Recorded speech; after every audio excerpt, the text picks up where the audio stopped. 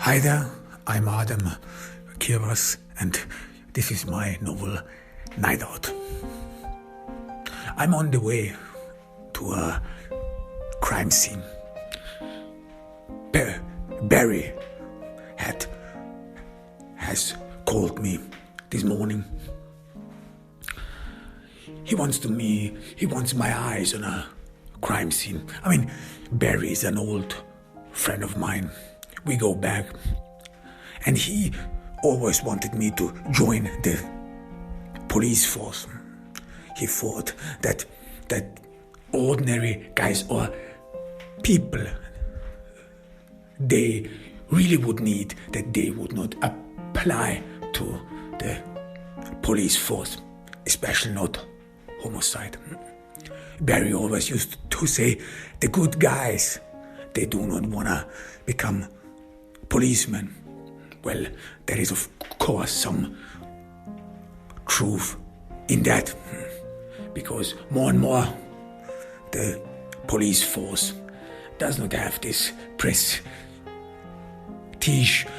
it may have had once, or it never had, who knows. But becoming a policeman, and especially a homicide detective, is not something people crave for.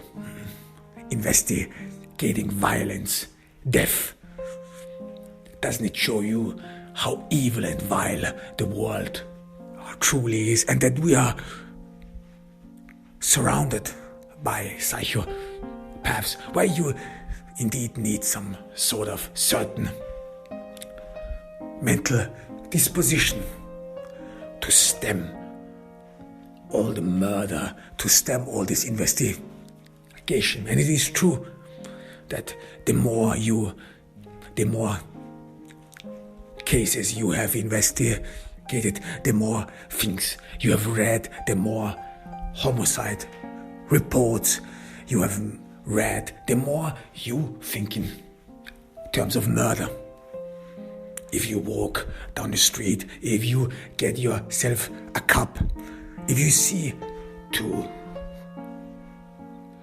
a couple arguing, then you immediately think about murder. This question pops up in your mind. How long will it take until he or she loses his nerves, gets out of her skin, takes a knife or an armament, whatever you have, and stabs her or his fiancée? Because a lot of murders are happening because of love, because of jealousy, passion, all these things, all these emotions, which actually do not really last long. I don't want to join the police force because of that. Being surrounded by murder 24/7 is not what I want to do. It's not what I crave for. It is true that as a private detective, you do not earn much. So I don't know who read all this stuff about Sherlock Holmes, and indeed Sherlock Holmes and all sleuths, they are popular in literature, but outside, people do not want to trust their money on someone who claims to be a private detective. That's not how it works. That's not how real life is. Quite the contrary. People rather mistrust you, and you have to constantly prove that you're worth their money. I had a lot of customers who want to have it written in their contract that if they detect some misconduct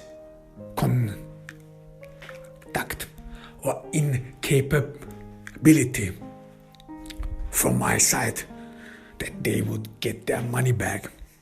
Because after all, I'm not a real policeman. People assume that ordinary policemen would go through a trial where they would have to prove themselves. They take exams where they are being selected as the few who can maintain order, law, and enforce law. So it's not easy to become a private detective, and indeed it is not recommended. It works a lot with reputation. You have to do some things good and people have to talk about it. That's the only way it works. However, but occasionally, especially when I'm bored, then indeed I want to see some crime, some real crime. This is what we, in a way, see, or this is how I see the world. Crime like murder. I mean, it is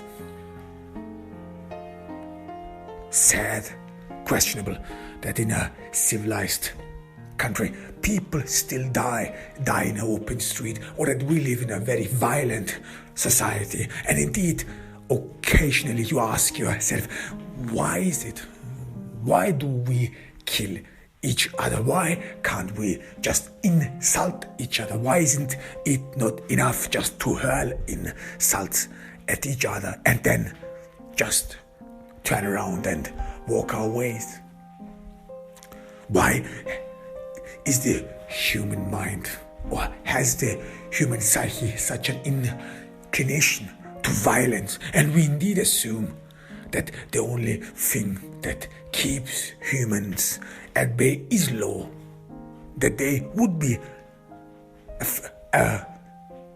afraid of the law and of the law enforcement. But recent studies have shown, well, I don't know whether they are verified or not, that, and they have shown, social research, and they have shown that most criminals actually think that they can, in a way or another, outsmart the police. They have such a low opinion of policemen, and some criminals think that policemen, that they are actually nothing but a clique. Some men are a bunch of losers who couldn't become janitors and that's why decided to become policemen. Or even among the left, especially leftist perpetrators, vandalizers, they imagine that the police or the people in the police, that they are nothing but fascists, and the only reason why they got the job is because they are some sort of in a bromance with some of these high officials in the police force. It was very interesting, though, that so many people think that the police force is just outright incapable. And it is true for the US. In the US, the crime rate is very high. And this, despite the fact that the US is an industrialized country. It is a country in the West. And if you compare Europe to the United States, if you compare the low crime rate in Europe, then of course you ask yourself, what is going on? I mean, the high crime rate in the United States, it is indeed not apt for a highly developed country, for a highly developed society.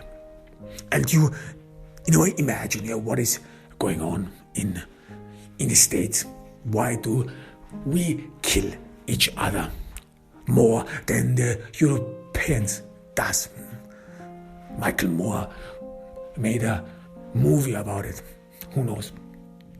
But it is not it is not that we own more guns than the Europeans. I don't think so, because in order to kill someone, you do not need a gun.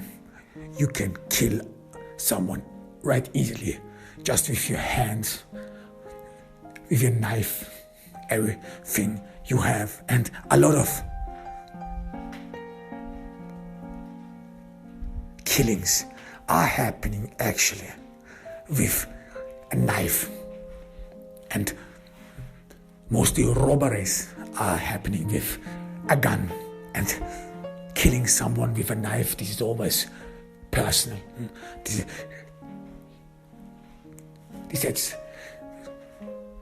has some sort of savage in it.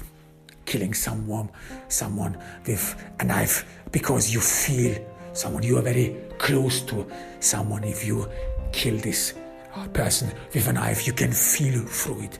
If you stab someone and the knife sticks in that person for a while, you can even fathom and feel the heartbeat of that person. You can even look in the eyes of the person. And this is indeed very personal. If you look in someone's eyes before you kill him, this would be, or is sometimes considered murder in cold blood without any remorse. While if you kill someone with a gun, this is some sort of more distant. This is emotionally, you are not attached to that person in most cases. It is rather about yourself, and that you just wanna blow someone's brain up. This is indeed sad.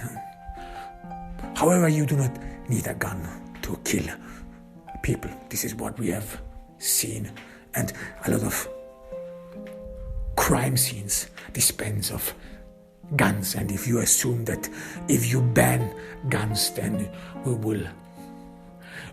then crime rate will decrease, well, you are probably mistaken, because it is more likely that people just stab each other to death.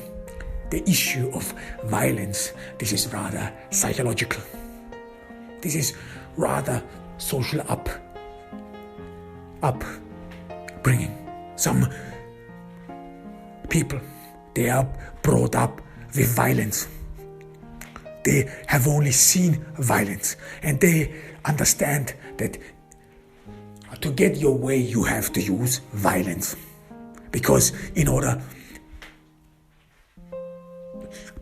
smart people, they do not solve problems with talking. This is not what smart people are for. No, they have become smart through talking. They have went through the school system. They have been taught eloquent languages, and they have been taught that you can outwit someone with words, with simple words. It is not only about mending fences with words. No, it is as well as to outwit someone with words, and that your opponent accepts your superiority with words. This is something you do not get laying in to your crib. You are not born smart. No, you become smart through education. And others who did not go through this educational structure, who did not attend schools and learn elaborate languages and understand that you can defend yourself with words and outwit your opponent with words. If these people who do not have these experiences and who do not have this knowledge, if they are confronted with a situation where they could eventually solve things with words or express their thoughts and their feelings, then in this very moment words fail them. They do not know what to say because they have not learned it. They have not learned elaborate language, and they do not know how they could actually solve an issue with problems, with words. And then the only possible solution is to mute your opponent, to just crush him, because you cannot be him anymore. This is how you maintain strength in some social classes. You do not talk with people. You do not argue with people. Why? Because you do not have the means to argue with someone. You have not been brought up to argue with someone. No, the only thing you can do is just to mute your opponent. Like, shut up. And this is what has been considered as strength. So, guns do not kill people. People kill people. However, I'm on the way to this crime scene. And I'm somewhat, I do admit, somewhat thrilled. You have to be thrilled. You have to be curious to look at a crime scene, and you have to have some inclination, and of course some sort of voyeurism, that you have to ask yourself, why is this happening? So why did this person happen? And I always thought about it as very sad, but in a way, I always wondered what has led to this tragedy. Because if you have to be aware that this person who is dead was alive a couple of hours ago, he or she had thoughts, worries. He or she was aiming for something, had goals, a life, or wanted just to accomplish something.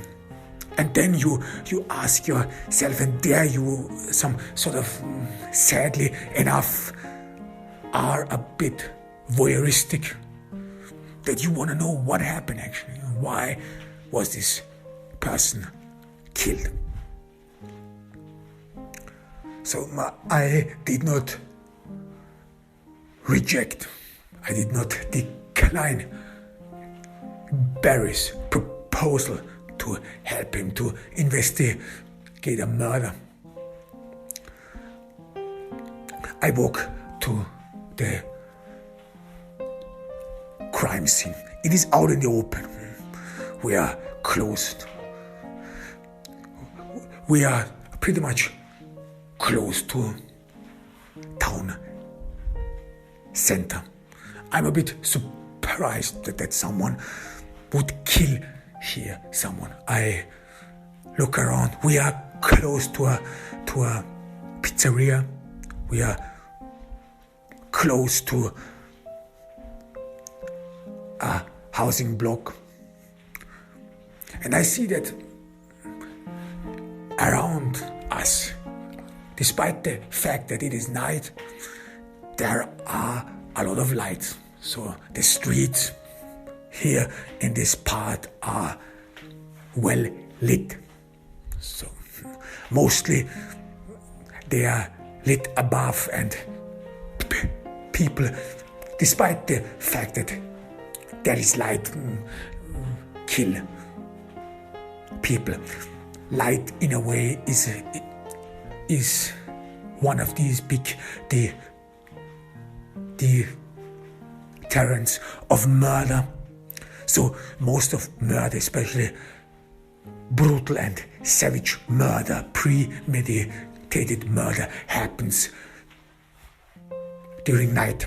This has to do with the fact that some murderers, especially some savagely who kill people savagely, are in a way superstitious. That God would watch them when it is daylight, and that their deeds, their evil deeds, would be seen in daylight. And even though they have been brought up to think and assume that it is not true, that God never sleeps, that the Almighty host has always his eyes set on you and watches every step of you, and even if these people are total atheists, yet they are still superstitious, and they do not want to kill someone during the day, but rather at night, because they think that no one sees them, and they do not want to see their own deeds. They don't want to look at it.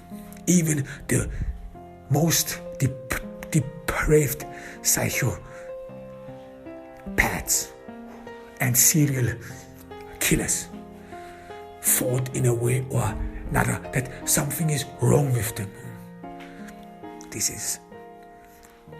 They pretty much assume something is wrong with him. But some of them think about it deeply. Some psychopaths think about their inclination deeply. Others just accept it as what it is, their drive to take lives. However, I look around and I see, well, it is all headlights are on. So this would mean if someone would kill here someone, this would be rather in sight. Even though no one seems to be around, it is already past midnight. No one is around. However, because the streets are flooded with light, it seems like the murderer did not bother. I look at the car. And I see a woman. A woman has been shot in her car. This is the first thing which indeed pops up.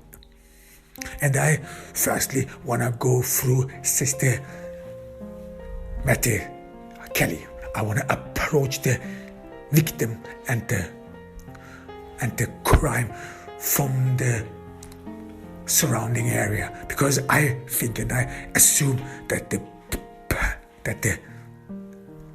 place of the crime gives us a lot of indications why and how this person was killed.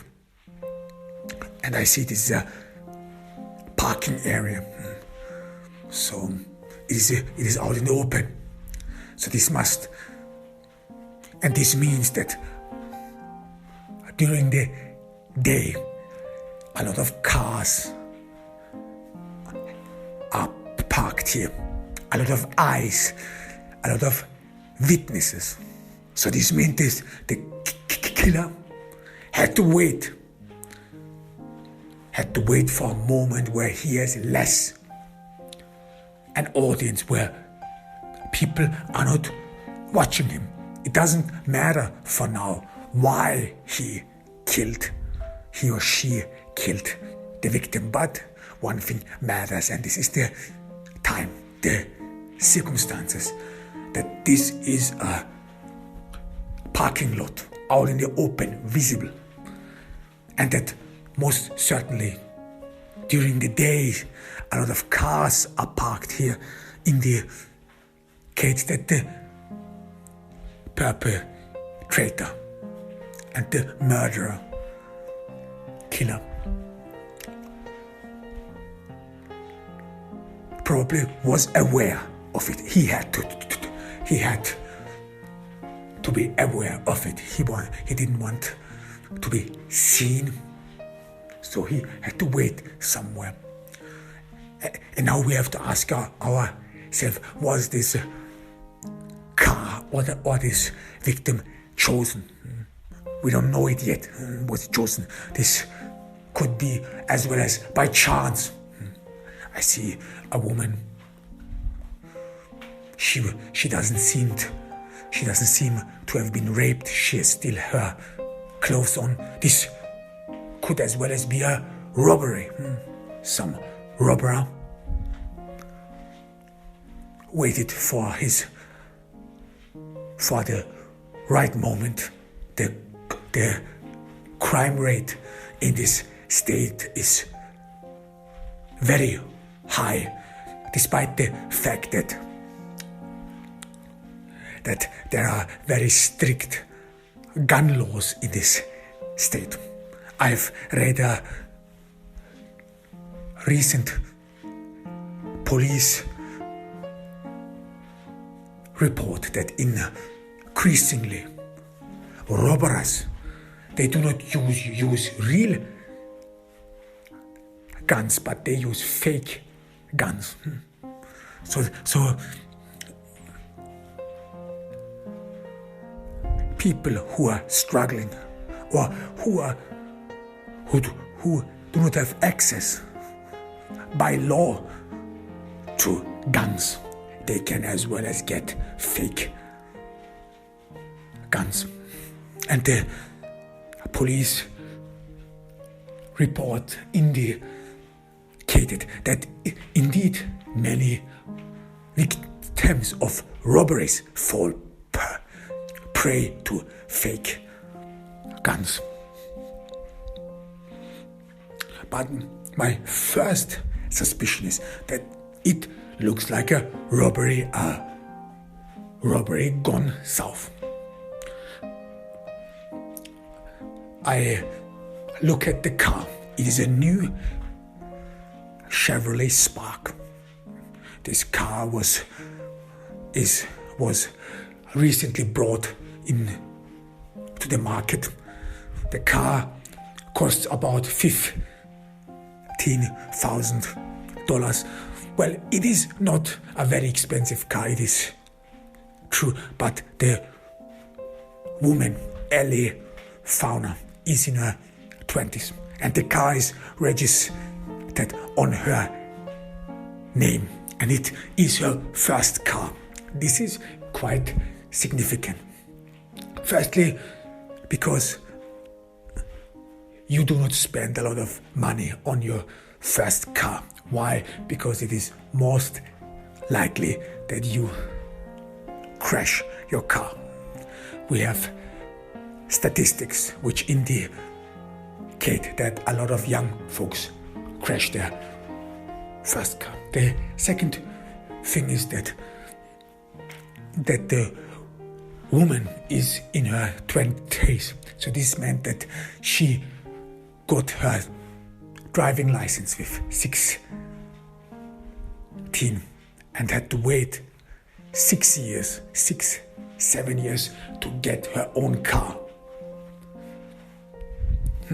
This is a long time. This is a huge gap which one has to be aware of. Of course, in this time you use your parents' car, you use everything, whatever you have. But one thing is indeed interesting, though, that you buy a brand new car. This is something which immediately pops up in your mind. I look at the inside of the car. Blood is spilled all over it. The victim, Ally Fauna, was shot in the neck. The bullet went through her carotid artery. She bled to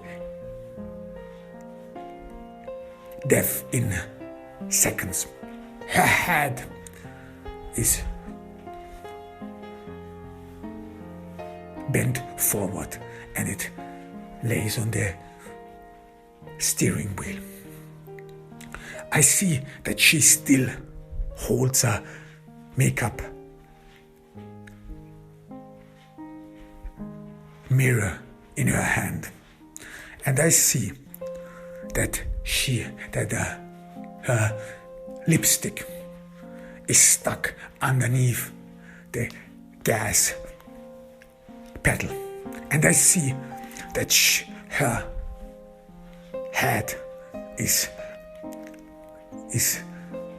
turned towards the door, towards the car door. This means that she probably saw her perpetrator, that she saw her killer, that when her killer approached the car, that she probably looked at him, saw him, and then she was shot. She was shot very fast. So this means that she could not put her makeup mirror and her lipstick into her purse. And if the killer wanted money, why did he shoot her at once? Because normally robbers approach a victim, demand from them money, urge them to hurry. So it takes firstly time for the victim to prepare, and secondly she probably gets her purse. But I see that her purse, that Ally's purse, is next to her in the driver's seat. Even though it all may seem like a robbery, because Ally, from what I take, I see her clothes. They are designer clothes, so she lived very expensive. Or one might assume that she probably had money. Every robber would assume that, with a brand new car, with designer clothes. But somehow the robber was not in for the money. Her purse is next to her in the driver's seat, in the passenger seat. No money is missing, and the car was not ransacked, because it is normally, sometimes this happens if a robber is way too nervous, and then he hears a voice, he's about to rob someone, he holds a gun at someone, he's robbing someone at gun point. He's nervous, he's shaky, he's shaking all over, and then he hears a voice, he shrieks, and bam, he pulls the trigger.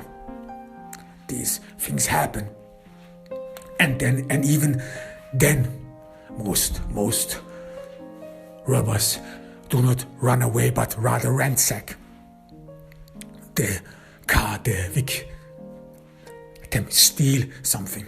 But here, in this crime scene, nothing is stolen. Everything is on its place. No one went through the glove compartment. No one went through Ally's jacket. No one stole even her jacket. or her shoes or whatever you have, because these things happen as well. I mean, Ally wears a Versace blouse. Even though it is bloody, even though it is blood-sucked, it indeed happened that some murderers, some female robbers actually stole or even undressed their victims and stole their clothes despite the fact they were blood-soaked, because they thought, well, they could just wash it in their washing machine. They did not bother that they could be that they take with them incriminating evidence, and that this would be the end. However, this thing doesn't happen. What is curious though is that it was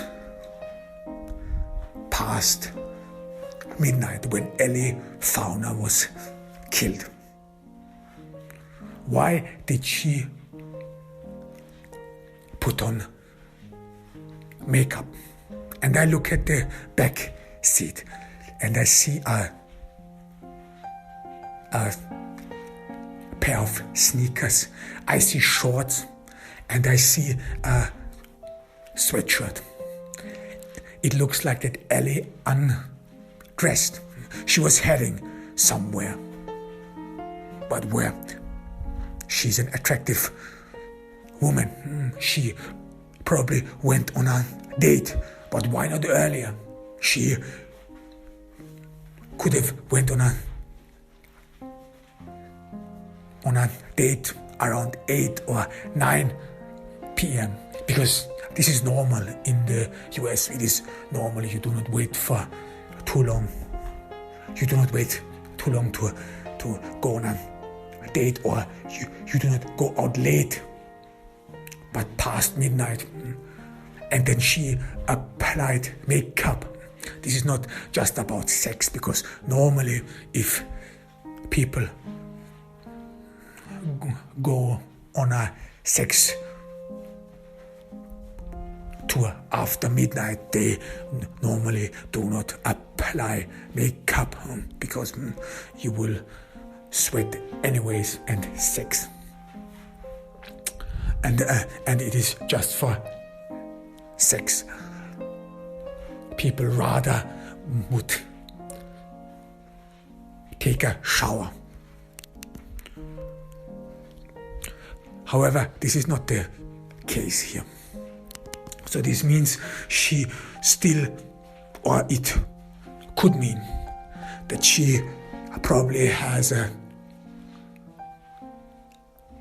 partner with whom they are in an initial phase, or that they do not have to reach the second phase of their relationship, where people normally have sex, but they are still in the initial phase. In the initial phase where you still want to maintain appearances, you still want that your partner sees the best in you. You still are unbothered by the fact what would happen if my partner who saw me the day before in makeup, and then the day after in the morning without makeup. They are not bothered at what would happen if their partners would have to be faced those two diverting images when those two selves would be juxtaposed. So it might be an indication that they're still in an initial phase. But of course, you would have to ask yourself, where were they heading? There are indeed some bars and some locations which have opened up to the morning hours. She might be heading for a disco or something else. So she probably wanted to meet someone. And I see that her mobile phone was thrown in to a puddle right in front of the car, which probably could mean that she was on the phone with someone and spoke via speaker with this person while applying makeup. And then the killer approaches her. Ally turns her head, and then she got shot in the neck. Why didn't the killer wait? So this is all questionable. Then I walk around the car. I see that the car, or on the tires, I see that this car is probably maintained quite roughly. So this means the car tires are abraded. This happens, especially the front tires are more abraded than the back or the rear tires. This is common for people who do not drive a lot, people who have not come across high costs of car maintenance, people who have not learned how to use a car in that way so that you do not harm it, so that you do not harm the tires, like that you do not steer a car while you have stopped it, that whenever you turn the steering wheel, the car should be in a move so that the tires are not being abraded by the asphalt. Because here in the United States, the roads are very bad, and especially the asphalt.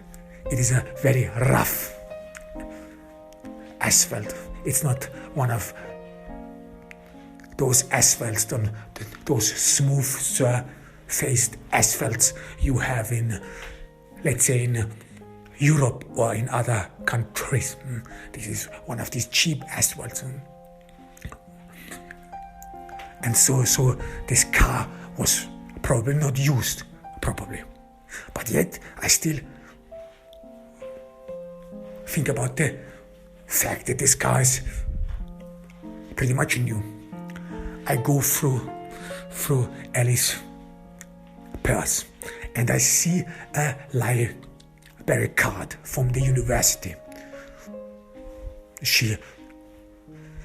But the card is expired. This means that she probably does not attain university anymore. Her age indicated.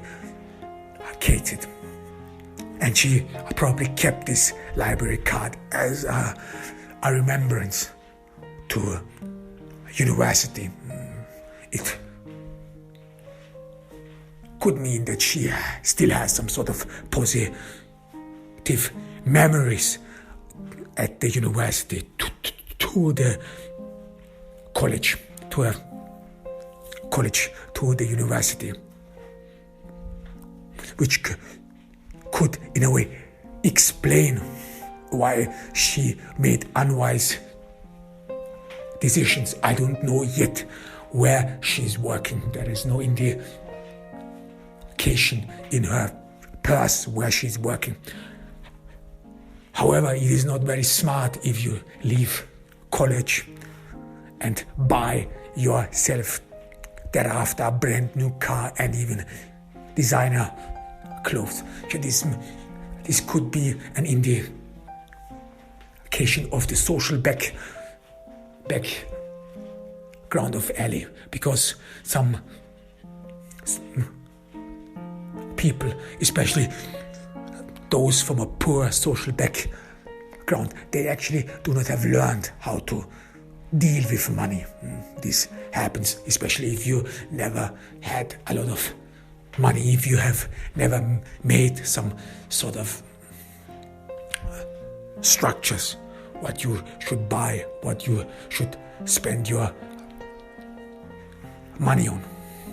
Then it could be that you learn very late in your life that you should make plans ahead, and that you rather should not spend a lot of money at once, because you never know how things might turn up. And especially here in the US, where you have a lot of college debts, tuition fees you have to eventually pay back on. So it's not very wise to go for expensive stuff at once, even though the economy would like it, even though the economy would benefit from the fact that young, highly educated and highly skilled people spend money on. And I'm thoughtful. Then the coronas come, the crime lab come, and they take Ally Fauna out of the car and they lay her on a barren. And I immediately approach the victim. I look over her face. She's a beautiful woman. She's in her 20s. I see that her lower body is more developed than her upper body. But despite the fact she is very attractive, and normally women who are this attractive, they are most certainly raped. This is what you have to assume. But yet she was not raped. I even read a police report about a murderer and robber who would rape his victims after he shot them. This was like Ted Bundy did with some of his victims. He partially raped them after he had killed them. Yet nothing of that happened. And I look at Ally's face, I look at her cheeks, and I immediately notice, despite the fact that she has makeup on, I notice that she has a lot of wrinkles on her cheeks. This is not because she's old, because she's still in her 20s. No, this is because she probably laughed a lot. So if people laugh a lot, they have wrinkles and wrinkles on their cheeks, and they look like dimples. But for a fact, this is a great indication that Ally did not only some sort of smile,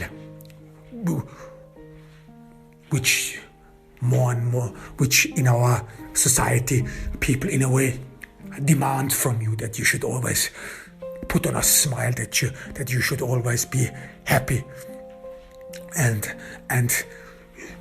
wherever you go, that you should pretend, no matter what it is, that you are joyous, that you are fun loving, that you are polite,